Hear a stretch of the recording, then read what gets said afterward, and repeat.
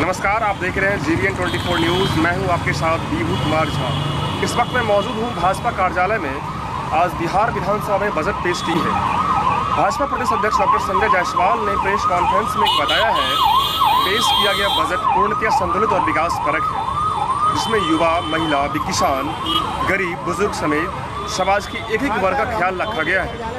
आपको बता दें कि अभी एक और जहां नेता प्रतिपक्ष तेजस्वी यादव का बयान इस बजट की लेकर बिल्कुल ही आम रहा, वहीं बिहार सरकार द्वारा पेश किए गए बजट को भाजपा प्रदेश अध्यक्ष डॉक्टर संजय जायसवाल ने उसे आत्मनिर्भर बिहार की संकल्पना की तरफ उठाते हुए एक महत्वपूर्ण कदम बताया है। अब इसमें कितनी सच्चाई है, इसे जानने के लिए देखते हैं ये खास रिपोर्ट। लिए ठप पड़ा हुआ था और उसके बावजूद भी अपने बजट की वृद्धि करना अपने आप में बहुत ही ऐतिहासिक है और जीरो डेफिसिट बजट है। सबसे बड़ी बात यह है कि कोई जीरो डेफिसिट बजट है और बढ़ा हुआ बजट है। यह बताता है कि बिहार सरकार बिहार के विकास के लिए कितनी संवेदनशील है। मैं उसके साथ ही माननीय प्रधानमंत्री श्री नरेंद्र भाई मोदी जी को भी धन्यवाद देना चाहूँगा कि उन्होंने सेंट्रल शेयर के रूप में भारत में उत्तर प्रदेश के बाद सबसे ज़्यादा राशि बिहार को दिया और उसके बाद पुनः 53,000 करोड़ का अनुदान बिहार को देना यह बताता है कि केंद्र सरकार बिहार के लिए कितनी संवेदनशील है। बिहार सरकार और माननीय मुख्यमंत्री नीतीश कुमार जी बधाई के पात्र हैं कि उन्होंने इस बार अपने स्कीम के लिए 1 लाख करोड़ रुपए की राशि बिहार को उपलब्ध कराई है, जिससे बिहार में विभिन्न योजनाओं को हम चला सकें और बिहार विकास के नए मानदंड स्थापित कर सकें। इसके अलावा महिलाओं को 5 लाख रुपए का अनुदान और 5 लाख रुपए की केवल सब्सिडी के ब्याज सब्सिडी के साथ ऋण उपलब्ध कराना, युवाओं के लिए उपलब्ध कराना, जो केंद्र सरकार और बिहार सरकार का निर्णय है कि 2022 तक हम प्रत्येक व्यक्ति को घर उपलब्ध कराएंगे और उसके तहत गांवों में तो प्रधानमंत्री आवास योजना की सुविधा चल ही रही है, पर शहरों में इसको मल्टी स्टोरी बिल्डिंग्स बना करके शहर में भी जिनके पास अपने रहने की व्यवस्था नहीं है उनको रहने की व्यवस्था करना, स्ट्रीट लाइट्स की व्यवस्था करना, गाँव में सड़कों के लिए।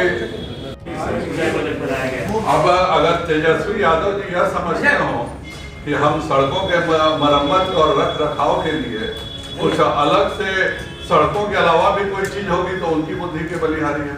अगर तेजस्वी यादव यह समझते हो कि हम दलहन पे MSP दे रहे हैं और पहली बार उसकी व्यवस्था कर रहे हैं तो यह उनके समझ की बुद्धि की बलिहारी है।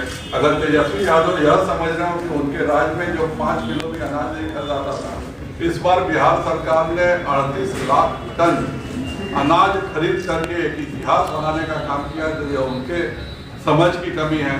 अगर महिलाओं को 10 लाख रुपए का ऋण मुहैया कराना और 5 लाख रुपए का मुफ्त में सब्सिडी देना, अगर यह भी योजना जाहिर बात है महिलाओं को उद्यमिता के लिए पहले भी रही है, लेकिन उनके ज़माने में अगर पूरे बिहार घूम लीजिए तो एक महिला सड़क पे नहीं निकलती थी। आज महिला उद्यमियों के लिए इतना बड़ा कार्य माननीय मुख्यमंत्री जी कर रहे हैं, तो उनकी समझ में ये नहीं है।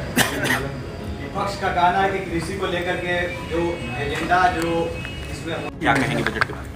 देखिए, सबसे बड़ी बात है कि जिस तरह से पूरा देश और राज्य हमारा कोरोना से आपस में पड़ा हुआ था, कोरोना से परेशान थी, उस परिस्थिति में इतना शानदार बजट आना, ये हम अपने माननीय वित्त मंत्री महोदय का बहुत आभार व्यक्त करते हैं और खास करके माननीय मुख्यमंत्री जी का आभार व्यक्त करते हैं, जिन्होंने एक बेहतर बजट, एक संतुलित बजट पेश किया गया है, जो किसानों के लिए है, गरीबों के लिए है, युवाओं के लिए, सबों के लिए एक जैसा बजट, सबों का उत्थान वाला बजट हुआ है। बहुत ही तारीफ काबिल बजट है, बहुत ही शानदार बजट है। अच्छा, आप लोग तो बजट को बढ़िया बता रहे हैं, लेकिन विपक्ष और खास करके देखिए, विपक्ष का काम ही है रोना। विपक्ष हम कितना भी बेहतर काम करते, वो तारीफ करने के लिए नहीं बैठे हैं। वो कुछ न कुछ उल्टा बोलेंगे तब तो उनकी दुकान चलेगी। जो दुकान उनकी बंद होने वाली है, दुकान उनकी बंद पड़ गई है, उनका अच्छा बजट देख के कलेजा फट रहा है, जमीन खिसक गया है, तो फिर ये तो बोलेंगे ही। बजट बहुत ही बेहतर है, किसानों का बजट है, युवाओं का बजट है, बहुत ही शानदार बजट। लेकिन सर पेट्रोल और डीजल लगातार बढ़ रहा है, और कब तक आखिर इसका दाम थमेगा? कोरोना में जिस तरह से हमारे राज्य ने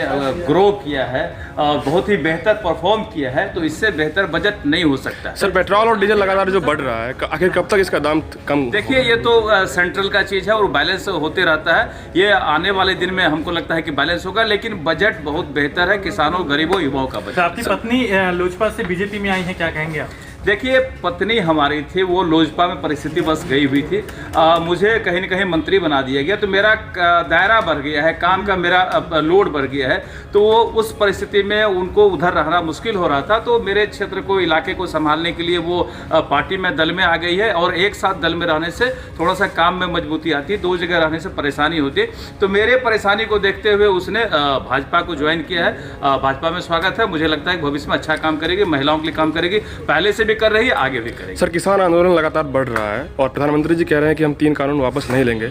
इस पर कब तक चलता रहेगा? आंदोलन बढ़ नहीं रहा है। किसान आंदोलन को कहीं न कहीं विरोधी पूरी तरह से बैकअप करके, हर तरह का फाइनेंस करके उसको जिंदा रखने का प्रयास कर रही है, जो पूरी तरह उसका कमर टूट चुका है, खत्म होने वाला है और बहुत जल्दी खत्म हो जाएगा। और जो किसानों का है हित, वो हमारे प्रधानमंत्री जी किसान के हित में काम कर रहे हैं, आगे भी करते रहेंगे। धन्यवाद। भाजपा में मैं पहले भी थी और भाजपा हमारा घर है।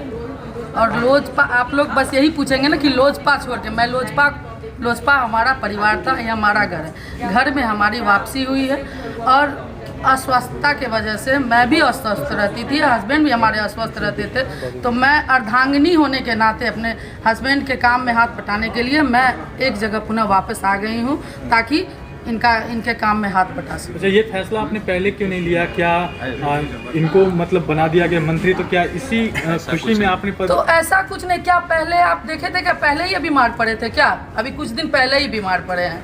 तो अर्धांगिनी का मतलब होता है कि इनका मतलब हस्बैंड के हर काम में हाथ बटाने के लिए। तो ये अभी तो कुछ दिन पहले इनका तबीयत खराब हुआ था और ये अब ज़्यादा भागदौड़ नहीं कर पाते हैं।